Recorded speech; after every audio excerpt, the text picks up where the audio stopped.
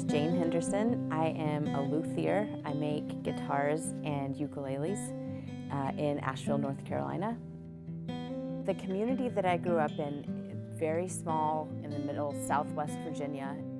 It's an interesting place, Rugby, where there's sort of a dichotomy of people who haves and have-nots, but mostly have-nots. And the thing about it is that if you have not, then you make the thing that you need or you want. And my dad learned he wanted a guitar, but he didn't have the money to buy one, so he had to make it. Turns out he's better at it than anybody else.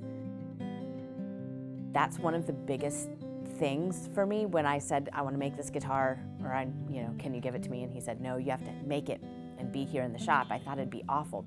I've always stood in line to hang out with him, but this time it was different. I got to get behind the curtain, like get in, actually be there and stand with him instead of wait to, talk to him like everybody else. If I don't have enough time or if I'm having a really rough go of my, it's like something just isn't quite working out, or I don't have it figured out, or I'm just tired and I've been working all day, and I'm like, ugh, and I just leave it. Like, I'm gonna step away, this neck just isn't fitting, or this fingerboard just isn't coming, something just not coming together. I'm gonna step away and I'll deal with it in the morning.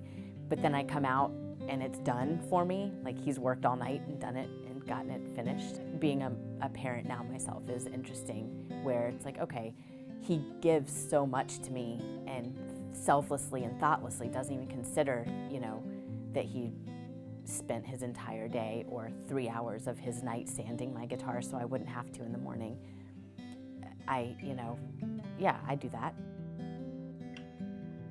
Being a woman in this field is interesting because it's changing, and I'm lucky to be here now instead of 20 years ago, 10 years ago. But there are so many people who have assumptions. That's one frustration, I think, is that I get a lot of questioning my abilities when the guy standing next to me doesn't. I'm not sure, I don't know why that is or why our society does that.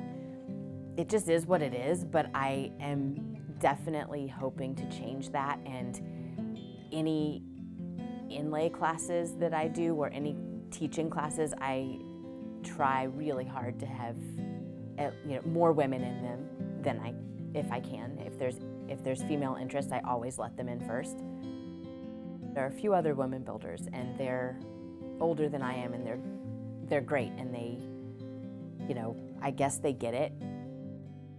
Do what you need to do and do your job and do it well, and it doesn't matter what they think. Did environmental law, and I loved it. I loved being able to,